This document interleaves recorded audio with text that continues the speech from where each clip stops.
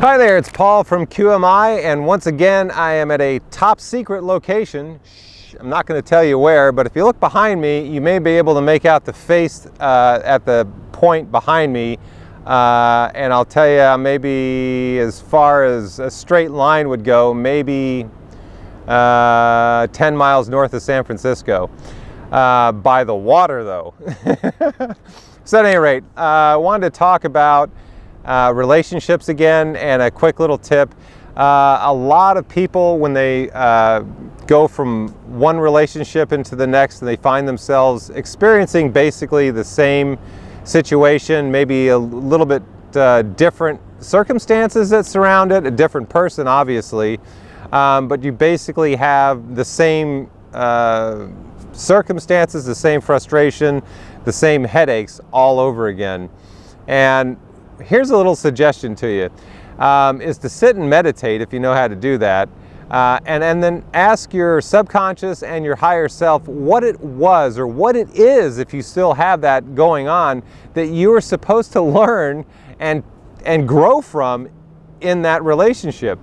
That way you can actually make friends with it, release any of the emotional baggage that goes along with it, get neutral to it, and then grow into the next, or allow your relationship to either grow into what you really want it to be, or if you're looking for a new partner, that you're not actually bringing that into, or asking your new partner to bring into your world once again. So too often we wind up bringing the same situations back into our worlds, and we sit there and we start blaming it on the other person, and when reality is, guess what? There is something that we still needed to experience in that.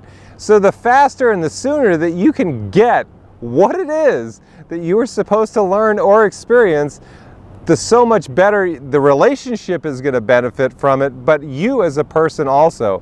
The other quick tip is, a lot of times if you're looking for a partner, you look for at somebody to fulfill a piece of you or a need that you are lacking. And you know what? There's an alarm bell right there. Take some time and look at what it is that you're asking somebody to provide you with, because that's what you really need to work on. And the sooner that you can actually work on that, then you can actually have more of what it was that you're, more of a relationship, versus asking somebody to fulfill a piece of you that you need to work on yourself. It'll actually make you more complete, number one. So you're going to get a more complete partner. Imagine that.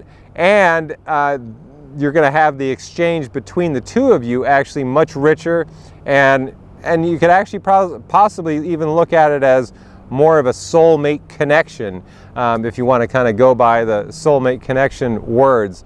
It could even be your current relationship. This can apply to a current relationship also. So once again, if you're asking your partner to fulfill a piece of you that, here's a great for instance. The guys, we're not supposed to show our emotions. You're asking your better half or your spouse or whatever you're leaning on her for the feminine side. And I'm going to tell you, I'm going to blow that myth right up right now.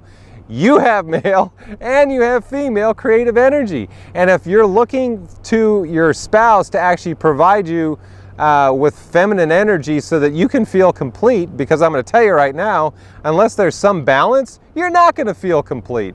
That's something that you need to actually work on, and then ask your spouse to kind of help you. As guys, when we are growing up, I don't care who, at least in my generation, we were taught not to express our emotions. We were taught not to feel our emotions. We were a wuss, or whatever you wanted, however you wanted to look at it. But one of the most, we're in human form. So we're gonna feel emotions, just like I'm feeling this right now. So guys and ladies, you feel free to show this to your better half. It's okay to feel your emotions. It's okay to share your emotions. It'll actually enrich your relationship, regardless of what propaganda and programming that has been tossed in your space either by your parents, your grandparents, how you grew up, it doesn't matter. The more in touch you are with your emotions, the more complete you are, the more you can be there for your partner. And then watch out. Watch what happens in the bedroom. Watch what happens in your life as a whole when you can actually express your emotions. And ladies, this may actually be talking to you too. There's times that we kind of we guard our heart space, and you know, that's not necessarily what we want to do, because we're not coming into it as fully and as beautifully as we actually can. So let's kind of remove the doors from our heart. Let's open up. Let's show and share our emotions. And you know what? It feels a little bit vulnerable, but being vulnerable is part of being human. So you can be amused about that too. And just, you'll feel relief when you're actually accepted for who you are, because you're beautiful and you're perfect right now for exactly as you are. So if you just know that, number one, and then allow yourself that little bit of latitude to work on that. And that's actually one thing, I'll just be honest with you, I'm working on myself, and dumping the programming about how I show emotion to my partner in a relationship. But it's a great thing to do. It enhances the connection quite a bit. So at any rate, make it a great morning, evening, or afternoon. Make sure you show and your partner your emotions, because then they'll know that you're really, number one, human, and know that it's okay to show your emotions. Okay? So make it a great morning, evening, or afternoon, and until the next quick little video.